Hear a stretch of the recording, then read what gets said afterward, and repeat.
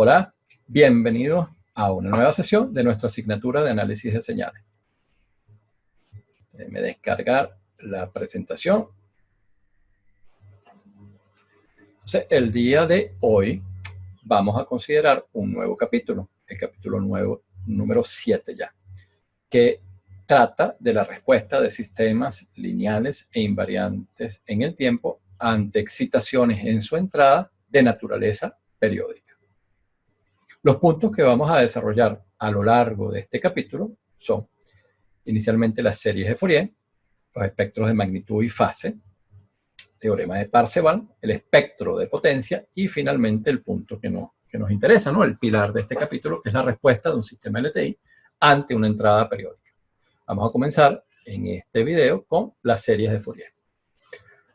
Entonces, las series de Fourier consideran señales periódicas, señales que satisfacen esta relación. Y esta relación lo que nos indica es que hay un patrón que se repite cada t sub 0 unidades de tiempo, siendo t sub 0 lo que se denomina el periodo fundamental de esta señal x de t. Aquí en la parte superior podemos apreciar un ejemplo de una señal que es periódica. Está repitiéndose cada t sub 0 unidades de tiempo.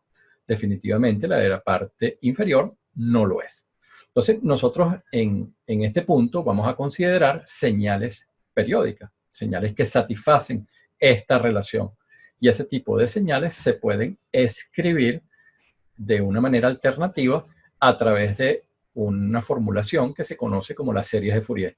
Y las series de Fourier tienen distintos formatos que vamos a considerar. El más importante, ¿okay?, que nos permite definirla, que es la serie de Fourier de exponenciales complejas.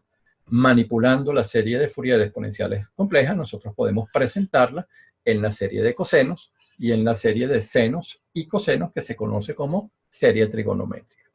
Entonces, vamos a ver eso a continuación. Comenzamos con la serie exponencial.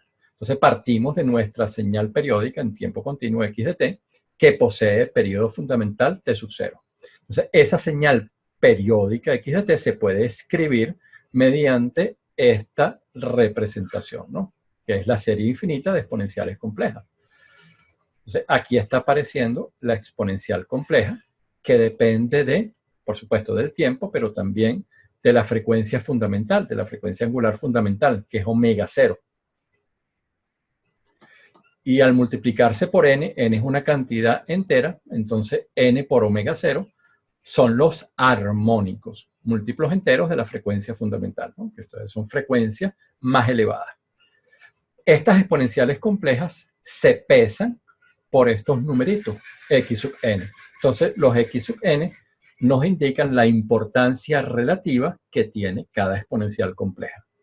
Aquí aparece la frecuencia circular, que se mide en hertz, y esta expresión, esta fórmula, nos muestra la relación que existe entre la angular y la circular. Y finalmente, estas últimas dos de acá nos indican la relación que hay entre estas frecuencias, la circular y la angular, con el periodo fundamental. Entonces, los coeficientes de Fourier, los pesos, los elementos que indican la importancia relativa de las exponenciales complejas, se calculan mediante esta integral que aparece en la parte inferior.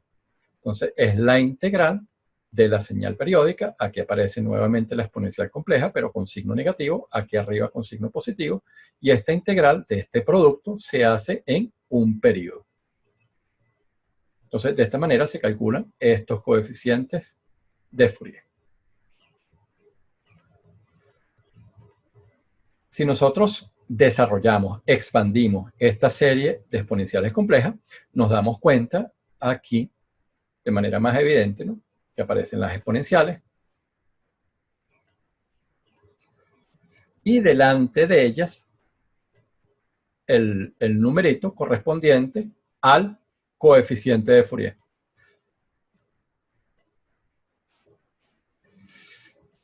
Estableciendo lo que sería el peso, ¿okay?, la importancia entonces de cada frecuencia, y cada frecuencia está representada por esta exponencial compleja. Hay un término aquí que corresponde a la evaluación de n en 0, que es cuando la frecuencia entonces es 0. Y eso es lo que se conoce, aludiendo a ese hecho, como el valor DC. Entonces, frecuencia 0 alude al hecho de que es un valor constante, ¿okay? No hay un cambio. Por lo tanto, este coeficiente de Fourier se suele denominar valor DC de la señal.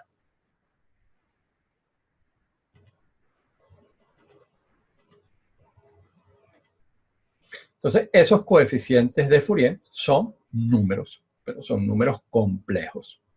Y nosotros podemos representarlos en notación exponencial o polar, destacando lo que sería su magnitud y su fase. Cuando nosotros evaluamos los coeficientes de Fourier en n igual a 0, el resultado es un número real. Y ese número real, si ustedes lo analizan, corresponde al valor promedio de la señal x de t. Fíjense que cuando evaluamos aquí en n igual a 0, la exponencial compleja, ¿okay? La exponencial compleja que está apareciendo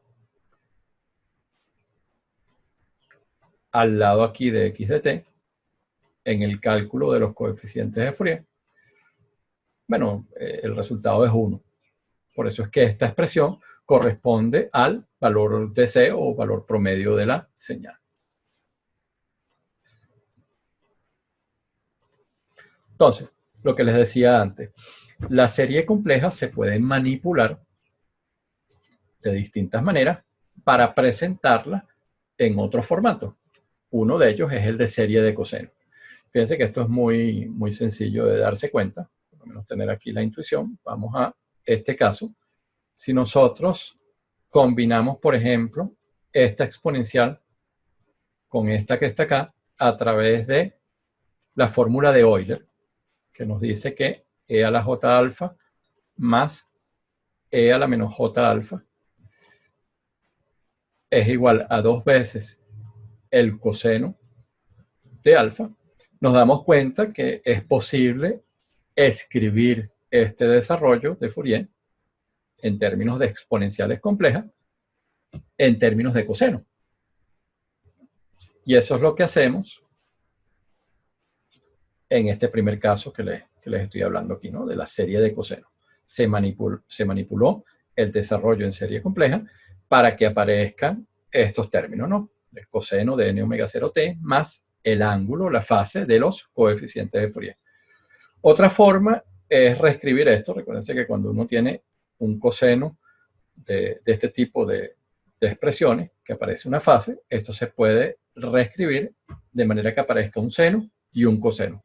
Ese es el otro desarrollo, el desarrollo en series de senos y cosenos, o también llamado serie trigonométrica, que es este que está acá. Entonces, nuevamente, las sumas son de 1 a infinito. Y ahora el coseno se multiplica por un número a sub n y el seno por un número b sub n. Estos también son números complejos y son los coeficientes de Fourier de este desarrollo en serie de senos y cosenos o de serie trigonométrica. Aquí aparece afuera el valor DC de la señal como x sub 0.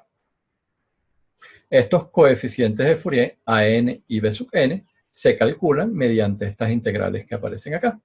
Fíjense que ya desapareció la exponencial compleja y utilizamos un coseno para calcular a sub n y un seno aquí para calcular b sub n.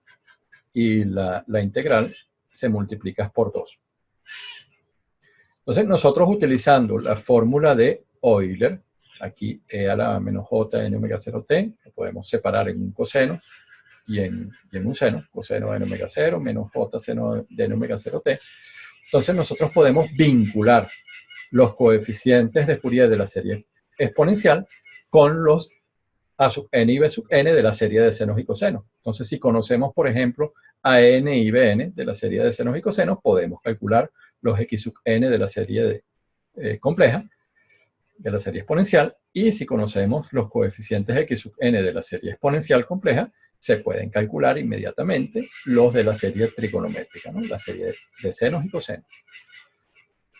Aquí tenemos algunas reglas de simetría que nos permiten simplificar el cálculo de estos coeficientes. Por ejemplo, si la señal periódica tiene simetría par, los coeficientes P sub n, los que acompañan el seno en la serie trigonométrica, son nulos. Mientras que si la señal periódica posee simetría impar, son los coeficientes que acompañan el coseno, los A sub n, los que serán nulos. Y también la señal va a tener un valor promedio 0.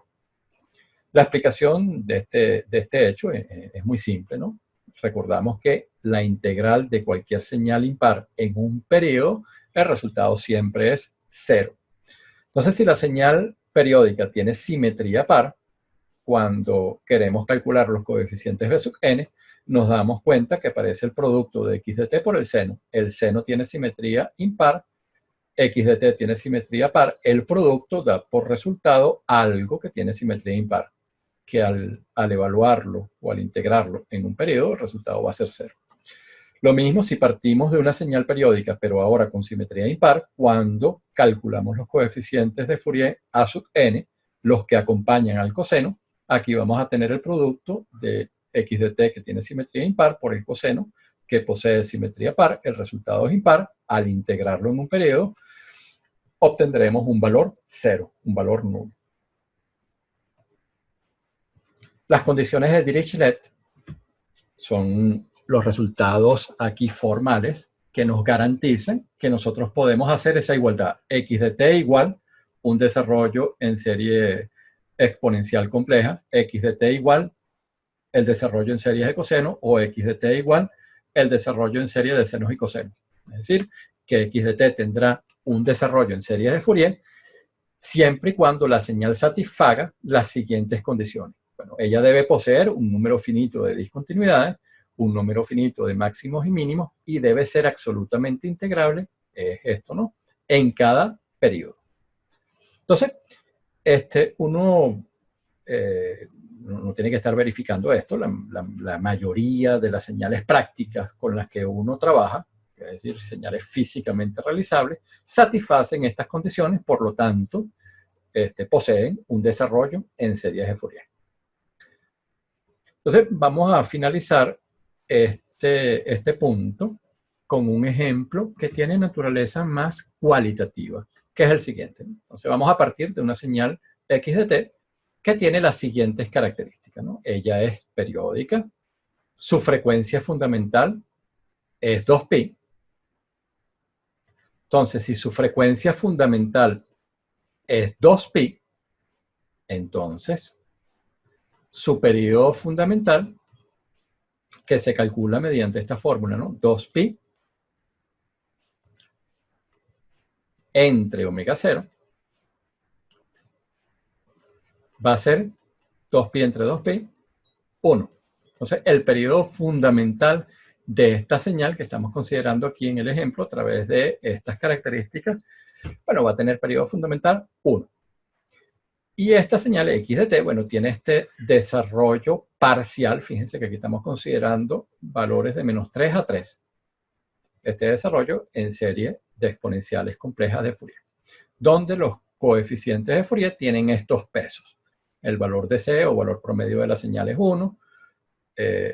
Los coeficientes asociados a la frecuencia fundamental son 1/4, al segundo armónico 1/2 y al tercer armónico 1/3. Entonces nosotros podemos agrupar los términos aquí de este desarrollo de Fourier de esta manera, ¿no? Fíjense que aquí aparece x sub 0, luego el coeficiente de Fourier para la fundamental, y aquí las exponenciales para n igual 1 y n igual menos 1. Recuérdense que la frecuencia fundamental es omega 0, que es 2pi. Aquí vamos a tener 2 por omega 0, o sea, 4pi. Esto es para n igual a 2. Y este exponencial para n igual menos 2. Bueno, y el último término para n igual a 3 y n igual a menos 3. Entonces los combinamos de esa manera y por Euler podemos recuperar cosenos, ¿no? Entonces, coseno de 2pi-t, la fundamental, coseno de 4pi-t, la segunda armónica, coseno de 6pi-t, la tercera armónica. y ellas están siendo pesadas por los coeficientes de Fourier, ¿no? Un cuarto, un medio, un tercio, ¿no? Y recuérdense que esto se multiplicó por el 2, ¿no? Porque cuando combinan esto es 2 veces el coseno de 4πt, aquí 2 veces el coseno de 6πt, y aquí 2 veces el coseno de 2πt. Por eso que aquí tenemos 2 cuartos, un medio, ahora 2 entre 2 queda 1, y aquí 2 tercios. Entonces, a estos cuatro términos que aparecen aquí, vamos a llamarlo x sub 0, x sub 1, x sub 2 y x sub 3. Y lo que vamos a hacer en este ejemplo es simplemente graficarlo para visualizar, para entender de una manera cualitativa qué es lo que están, cuál es el peso que tiene cada uno de ellos, su contribución en la señal x de t, cuál es el rol que tiene cada uno de ellos. Entonces, con este programa que aparece aquí en MATLAB, yo puedo generar cada una de esas señales individuales, x0, x1, x2, x3, y luego graficarla. Entonces yo voy a graficar inicialmente x1, x2, x3, luego la suma del valor de c x0 con la fundamental x1, luego x0, valor de c, x1 fundamental, y ya aquí aparece la segunda armónica, y el último gráfico considera las cuatro, es decir, el valor promedio, la fundamental, la segunda armónica y la tercera armónica. Aquí podemos visualizar eso. Entonces, x1 es la señal fundamental, la que vimos que tenía periodo 1. Entonces, eso lo podemos apreciar, por ejemplo, si analizamos esta parte de acá, aquí entre 2 y 3, nos damos cuenta que la señal está repitiendo su patrón. Entonces, aquí nos damos cuenta que el periodo de este pico aquí arriba, a este pico aquí, entonces la señal está repitiéndose, ¿no? Entonces el periodo es 1. Aquí está x sub 2. X sub 2 es la segunda armónica, que va al doble de la primera. Entonces su periodo va a ser la mitad. Aquí lo podemos ver. Aquí el periodo es un medio. Esta es x sub 2. X sub 3 va al triple de rápido que la fundamental. Su periodo va a ser un tercio. Aquí lo podemos apreciar cuando se repite. Cuando sumamos el valor de C con la fundamental, x0 más x1, lo que hace es levantarla, ¿no? Porque recuérdense que el valor de C es 1. Entonces es como un piso sobre el cual levantamos ahora nuestra señal x1. Luego, cuando sumamos x0 más x1 más x2, es decir, valor de C, fundamental y segunda armónica, el resultado es este patrón que tenemos acá.